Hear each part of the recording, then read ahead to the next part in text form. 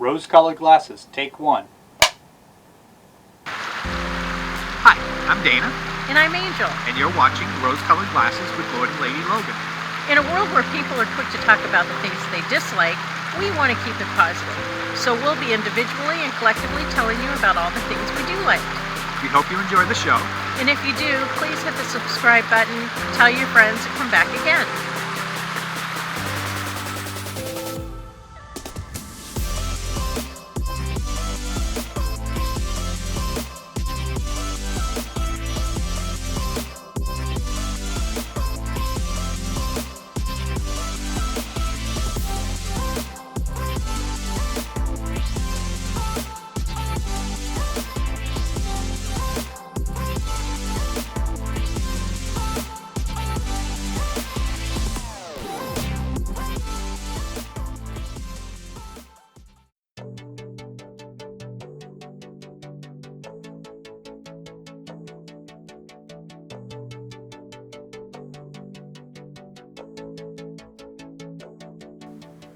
Hi everyone, I'm Angel Logan. And I'm Dana Logan.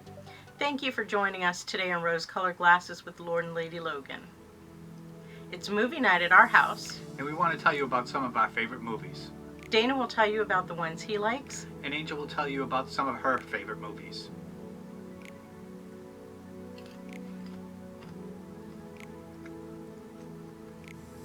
Working Girl is a fun rom-com from 1988 directed by Mike Nichols and written by Kevin Wade.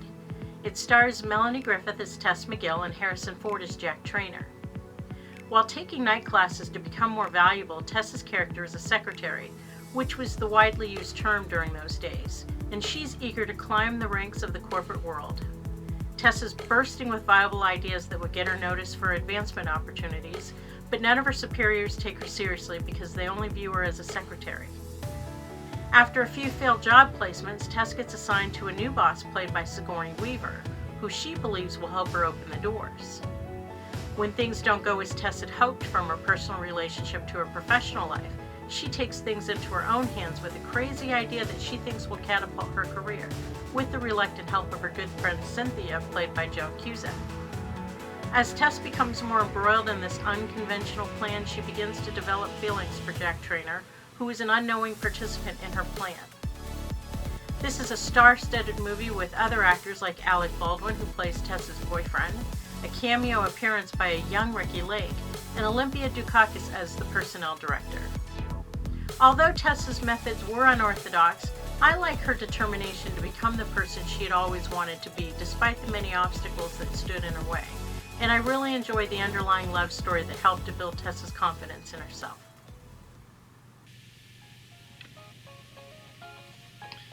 There's nothing like a good superhero movie, and Spider-Man never disappoints. Although there's been a few different incarnations of the Spider-Man movie franchise, I really like Spider-Man Homecoming from 2017, directed by John Watts. Unlike previous movies, this version starts with Peter already as Spider-Man, without all the backstory of how he became that way, and the movie gets right into his current life as Spider-Man. Tom Holland plays Spider-Man, and he is perfect for this part. He really shows the awkward yet likable side of Peter Parker, who doesn't feel very confident about himself around others, especially with his love interest, Liz, played by Laura Harrier. Yet when the moment arrives that Peter must shed his boyhood next-door image for his alter ego Spider-Man, he evolves into a strong superhero, who does what he needs to do for the greater good. It's challenging for Peter to find the right balance between being a high school student and being the type of superhero that will impress his mentor, billionaire Tony Stark, played by Robert Downey Jr., who happens to be Iron Man. Peter wants to prove to Tony that he is worthy of becoming an Avenger, as he tries to stop a dangerous arms dealer named Adrian Toomes, also known as the Vulture, played by Michael Keaton.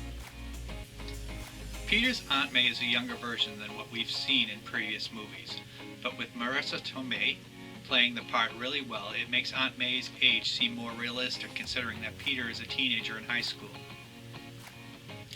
You'll see a lot of other great actors that play in this movie, and you'll catch a cameo at the end with Gwyneth Paltrow playing Tony Stark's fiancée, Pepper Potts.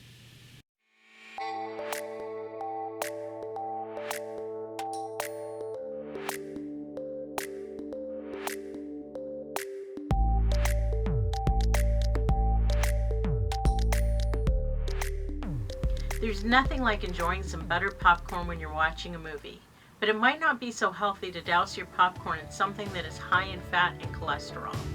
Dana and I use something else that offers the same yummy buttered taste, but is much better for your health. We use Kernel Seasons popcorn seasoning on our popcorn, and it is delicious. You don't have to spend the time melting your butter and making a mess. Just sprinkle a little bit of the popcorn seasoning on your popcorn and that's it. Tastes great, it's healthier, and it won't add to your waistline.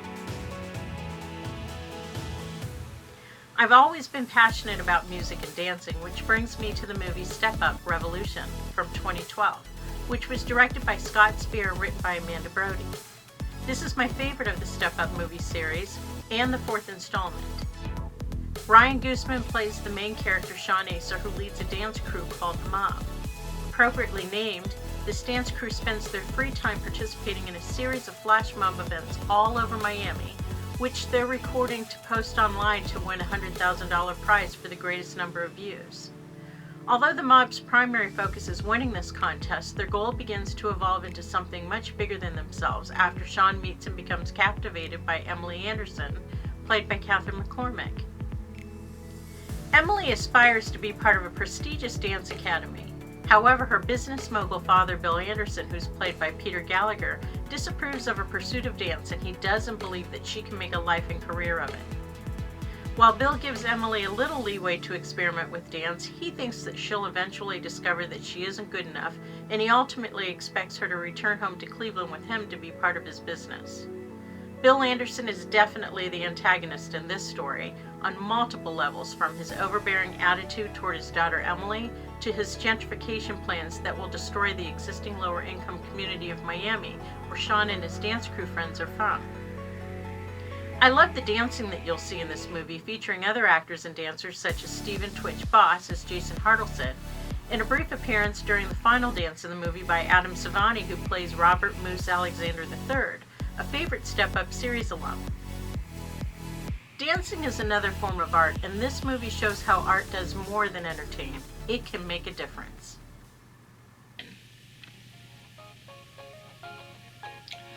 I like all of the movies by Quentin Tarantino, especially one written and directed by him called Pulp Fiction.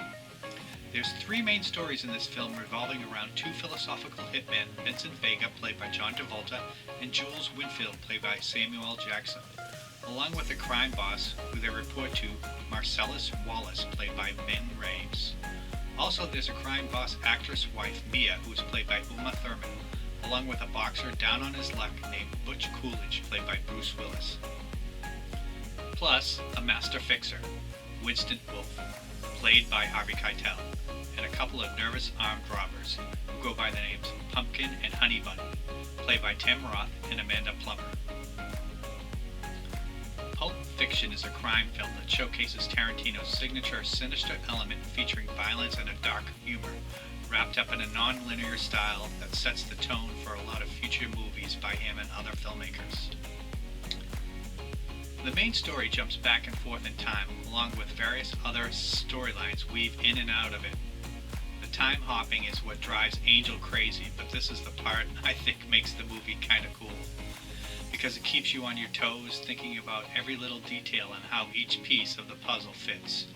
Instead of watching a movie that's boring and predictable, you find yourself glued to your seat, wondering what will happen next. You could watch this movie multiple times and still pick up something new each time. Plus, the ending is just as good as the beginning.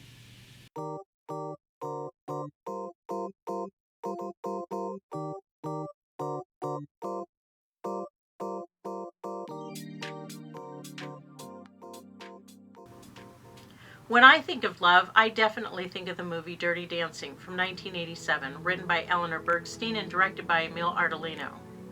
This is considered a romantic dance movie set in the early 1960s in a Catskill summer resort called Kellerman's. The main character, Frances Houseman, known affectionately by everyone as Baby, is played by Jennifer Grey. Baby is somewhat of a nerdy 17-year-old at the cusp of adulthood who doesn't have a care in the world and is still daddy's little girl. She's on vacation with her parents, Dr. Jake and Mrs. Marjorie Houseman, played by Jerry Orbach and Kelly Bishop, along with her older, more provocative and fashionable sister Lisa Houseman, who's played by Jane Brucker. Baby has lived a sheltered but privileged life because of her father's salary as an MD, but her plain exterior and academic priorities have ensured that she's never received the attention from boys that her sisters received. While she begins the story feeling comfortable within her own skin, everything changes when she quickly becomes enamored by the glamorous in-house dance instructors, especially the handsome ladies' man Johnny Castle, played by Patrick Swayze. Baby's interest in these unique individuals only grows as they open her up to a world that she's never imagined. Although this puts strain on her family relationships, Baby learns a few things about life, love, and herself while helping some of her new friends discover a few things of their own. I guess the part that I find the most appealing is watching an unexpected love develop while feeling its magic within me. I think that many women can identify with Baby's character at some point or another in life, which makes you feel her emotions right along with her. It isn't a heavy film at all, it's just something that makes you believe in love and you feel compelled to watch this movie multiple times. I have, and I'm sure many of you have too.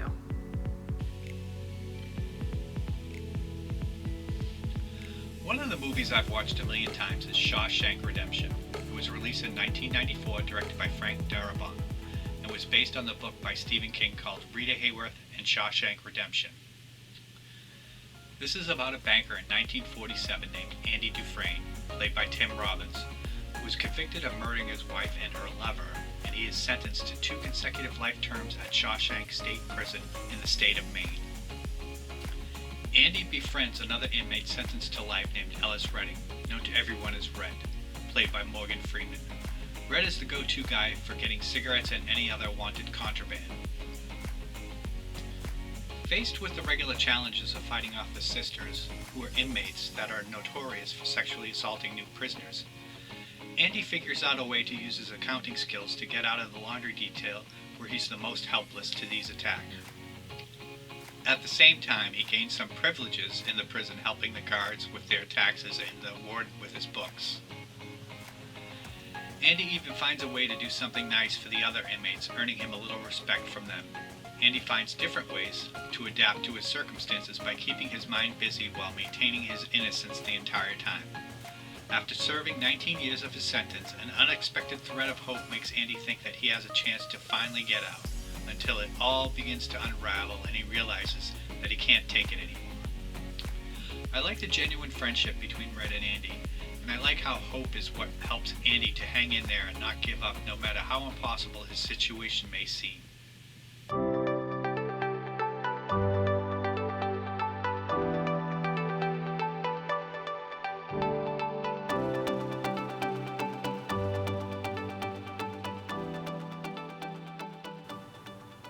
Another of my favorite movies is August Rush. This is a family-friendly story from 2007 by Paul Castro and Nick Castle and was directed by Kirsten Sheridan. It's about an 11-year-old orphan named Evan Taylor, played by Freddie Highmore, who despite being seemingly alone in his existence believes that his birth parents have always loved him and that they must be out in the world looking for him. Determined to resist adoption, he runs away to see if he can find them. Unaware of his prodigious musical aptitude, Evan is deeply drawn to the various sounds around him. He believes that his parents are the ones who gave him the music that emanates from his soul, and this music becomes the map that he follows in his search. As Evan encounters people who want to help him and foster his talent, he meets another music aficionado, Maxwell Wallace, known to most as Wizard, who's played by Robin Williams. Wizard creates Evan's musical alter ego, August Rush, while trying to exploit his talent. Evan's musical parents, Lila Novacek, played by Kerry Russell, and Louis Connolly, played by Jonathan Rhys-Meyers, immediately connect through a soulmate-like love that's born from only one profound chance meeting. Quickly separated by life, each are on their own individual paths of self-discovery while dealing with the loss of one another, as well as trying to find that missing piece within themselves that neither knew existed. For me, being someone who has a strong musical background, it would be impossible for me not to love this movie, and the amazing thread that connects everyone in this movie is music. This is definitely what I would call a feel-good movie.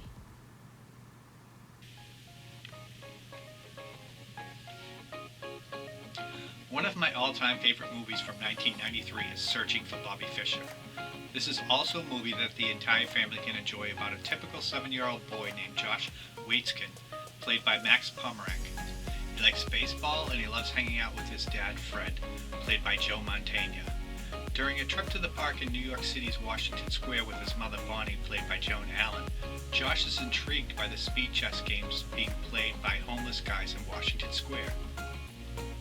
Josh asks to play against an adult male player even though Josh had never played before. Vinnie Livermore, who is portrayed by Lawrence Fishburne, is one of the other chess players who happens to be observing Josh's game, and he is particularly impressed by Josh's natural ability. He can't help but compare Josh to the legendary chess player Bobby Fischer. When they return home, Josh's mother pushes his father to play a chess game with him, and his father is shocked when his son beats him with little focus or effort. This motivates his father to invest the service of a famous chess coach named Bruce Pandolfini, played by Ben Kingsley. While Bruce begins a serious training program to help Josh, Vinnie from the park is just as interested in fine-tuning Josh's skill, but has a different and less invasive approach to teaching. With the mounting pressure of competing in chess tournaments and not wanting to disappoint his father, Josh struggles to find balance between his caring and innocent nature and the demands of the competition. I think Josh's character has heart, and even though he is just a little boy, I believe that he has the ability to teach all of the adults in his life a few valuable life lessons.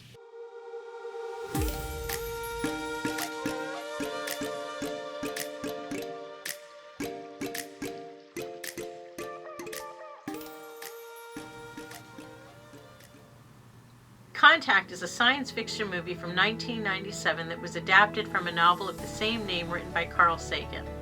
The main character, Dr. Ellie Arroway, played by Jodie Foster, is a SETI scientist and astronomer on a lifelong quest for other signs of life out in the universe.